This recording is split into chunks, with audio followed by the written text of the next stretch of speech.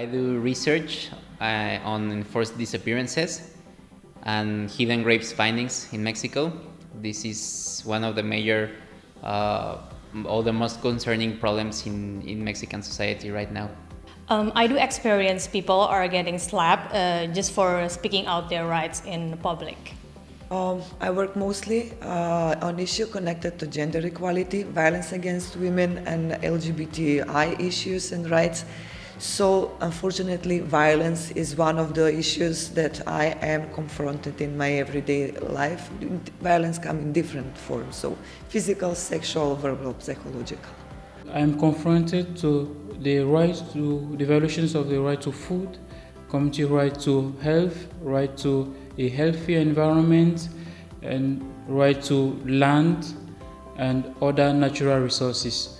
Now, as an individual, I also have to deal with violations of my right to freedom of expression, freedom of opinion, and so on.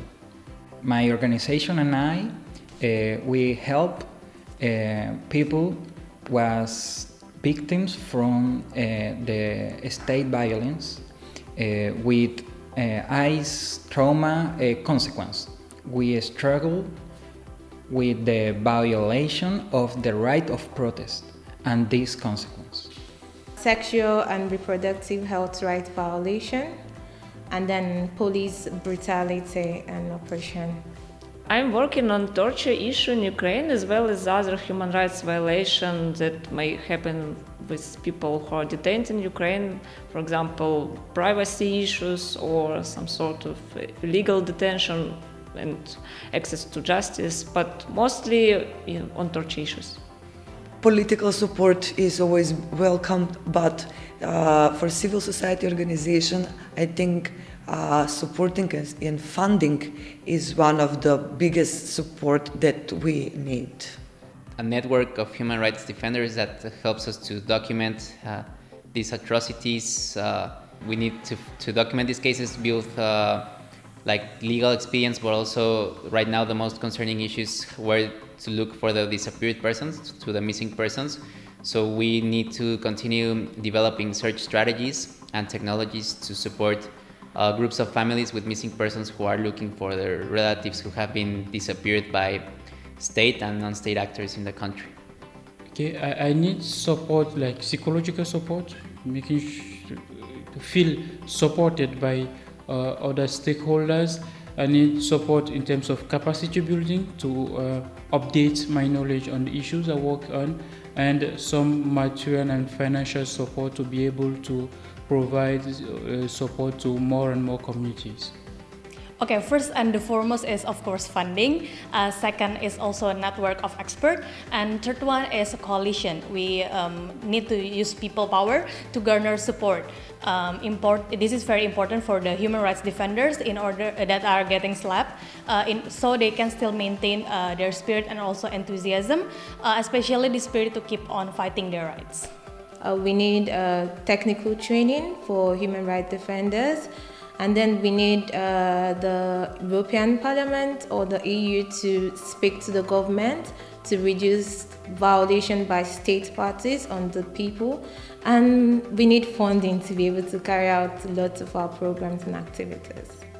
We need support and visibility because that tragedy in my country, we never again repeat again in any place in the world. I think the most important is people's support. When population in our countries understand what are we doing, what's the purpose of it. It's very important, especially if we talk about prisoners and people who committed crimes, because normally people would think that it's okay if something bad happening to him if they live in poor conditions in prison or something. So it's very important that people understand, but also government understand and international community support us in our work, because I think if we achieve human rights in all the countries in the world, we will live in a better world. So I think it's important also not to be focused on your country exclusively, but also think about other people in other countries and other communities. Attending to human rights violation cases. So I work with an organization that monitor and documents human rights violations, as well as provide legal services to victims and survivors. So my daily life is majorly built around this, interviewing victims and survivors, and then giving them legal services. Being a human rights defender, especially women human rights defender, can be positive because you have a voice to speak, but on the other hand, harassment, threats, and sometimes even violence can become everyday experience for some human rights activists or human rights defenders that we usually even normalize within ourselves. So it has both positive and negative. Most of my work consists on doing statistical analysis and programming. I document where hidden graves in Mexico have been found, either by official sources or non-official sources. And I provide diagnostics and machine learning models to predict sites where we can find new hidden graves. And I also work with groups of families with missing persons by helping them document their cases, have better technologies and security for their information. And this is how I work on a daily basis in disappearances in Mexico. Okay, I have to say that I'm quite privileged because my workplace have a good track record and network that makes me able to engage with the important stakeholders in order to reach pathway of success for my work. But I still find myself to have to take personal safety measures to prevent leak of my privacy data that is often happen to the human rights defenders as their data got cracked or hacked. To decrease their reputation or to stop them from voicing out their voices, particularly in social media or online platform. As a human rights defender, daily I receive calls from communities who complain about their situations, so I have to give to the field almost every time to provide them with capacity building, awareness raising, and I also have to deal with the various stakeholders in order to keep on advocating for the rights of communities.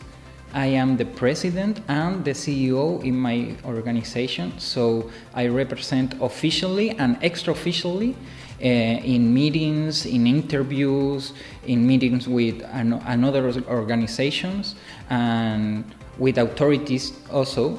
And also I am the principal editor for the communication of my organization. I would say that it's kind of difficult to be a human rights defender in Ukraine, but probably in other countries as well, because you not only face violence and people suffering, but also sometimes people don't really support you, don't really understand why are you doing this or what are you planning to achieve. So it's kind of difficult probably, but still I enjoy it very much. I think it's meaningful and I would love to make difference. The main reasons why I applied to the Sakharov Fellowship program are first of all learning, so improving, building my capacity. Secondly, the reason is networking. So the Sakharov Fellowship gave me an opportunity to enlarge my network. And the third reason was sharing experience, sharing what I know and learning from. The first reason is we need to visibilize the case of Chile. We are in the worst human rights crisis in our democratic history for 2 years. We need to spread the tragedy we suffer. The second one is be and stay here with another human rights defenders worldwide. It's a big opportunity. It's irreplaceable in Corona times. The third reason is we have a project for create a human rights alliance, international alliance, for impulse the ban of the use by anti-riot police the kinetic impact weapons. Are rubber bullets and cry gas and so on and so on. We believe that is the root reason for the mostly injuries and mostly victims are around the world by the anti-riot police and the militaries in the protest. Yes, I applied to the Sakharov Fellowship program to have a new network of human rights defenders on who I can rely. Also to know about the tools that we can access, or the toolbox of human rights from the European Parliament, and also to increase my knowledge in general on different topics of human rights, not only disappearances, but also from other topics that could help me to do my work in Mexico. First of all, the best thing about this program is mixing the theoretical and the practical part. The second thing is finding more about EU policies and instruments that I can use in my everyday work. And the third, and maybe most important, meeting other people and sharing with them. I believe as long as we live, we must learn. We must enrich our knowledge. We must meet other people, think about different angles of the problems you're working on. So it's the main reasons I want to know more and want to be a good professional in my sphere, but also it's people, because I think the main source of knowledge, of ideas is people, and it's pointless to work only with people who confirm each other ideas. You must meet other people with controversial ideas. You must participate in discussions, so that's the way you can take something new and you can be a better professional. To get more equipped to understand the EU mechanisms and how the European Union can help to reduce the violations going on in my country, to be able to interact and meet other like minds, to be able to understand the situations in other countries and learn lessons on how my country can be better from what is going on in other countries. First and foremost is the network to support my research and also advocacy. And second is knowledge of human rights and to get more different perspective and also experience from the other human rights defenders and also expert in terms of their knowledge and also experience. And the third one is of course a new experience and also exposures, because this is my first time being able to in Europe. Be awareness, because in any time, in any place, in any country, will be awareness of our rights, will be awareness for our authorities and their policies. Because, for example, Afghanistan case show us that everything is so fragile. Everything is so volatile in these times, so be awareness.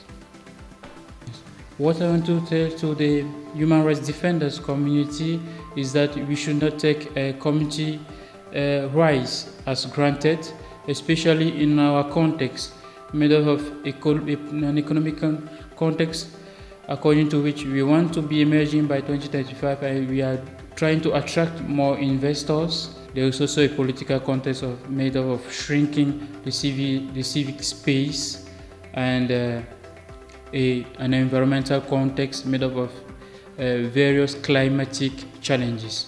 So the community's rights should not be taken for granted. There's still a lot of action to take. Equality and fight for equality is one of the most important fights that we have to fight every day. First is serious attention from the global community towards the SLAP cases, which often leads to criminalization that happen in the global south, particularly in ASEAN. Second, joint collaboration of nations, but also NGOs and human rights defender coalition within regional scope of ASEAN to tackle SLAP cases. And third is to urge countries, especially in ASEAN, to adopt anti-SLAP mechanism in their national law and policies. Police brutality, sexual and reproductive health rights issues, especially rape. I would say that we all need to stand up against rape. We all need to stand up against sexual abuse, and we all need to speak up. If you're a victim, speak up and be ready to receive legal advice on issues like this? Oh, okay. I call everyone to support human rights, to support human rights defenders, because it's crucial for us. We work very hard to not for ourselves, but for people who are suffering, for people who are deprived of liberty, who don't have enough in their lives. So it's very crucial to support this, to share these values, because I think it's basis of democracy itself. If we support human rights, if we say that yes, it's our values, it means we can go further, we can improve our life condition, we can achieve equality, we can achieve welfare. So please support human rights and human rights defenders. Yes, it is important to be aware that disappearances in Mexico are one of the most concerning issues in the country. We have 93,000 persons who are missing or disappearing in the country. So it is important to raise awareness of the situation in the country. We need support, technical cooperation from different countries, financial assistance to do the search, but also to fight impunity and to identify the missing persons. And to continue documenting these atrocities to help so we can find truth and justice in future years. The Venice School for Human Rights Defenders was a good opportunity to learn from high-level experts. Networking, meeting people from all around the world, getting to know them, their struggles, their stories, and then connect it with mine. Venice schools indeed support knowledge and also network with various range of human rights related topics that will certainly be beneficial for my deep understanding, for my future careers and also advocacy. Yeah, well, first, the lectures we have had on different topics, for example, international human rights law, but LGBTQ topics. Today we're seeing digital verification and technologies, so it is important to be aware of all this knowledge and technologies that we can access as human rights defenders. The best element is understanding how to monitor and document violations, how to get perfect video coverage that will support your claims, and being a lawyer that will equally help cases in court. The best element is people, of course, not only those who provide trainings, lecturers, but also participants. I've met a lot of amazing people from different contexts from who work on different issues. It was so much enriching. I really appreciate this experience, and I'm so glad I was selected. Be here, stay here with another human rights defenders across the world, especially in the global south, because in the end of the day we have our will and we have each other. Ciao. Bye. Bye bye. Thank Bye, you. everyone. Nice to meet you. Thank you. Bye.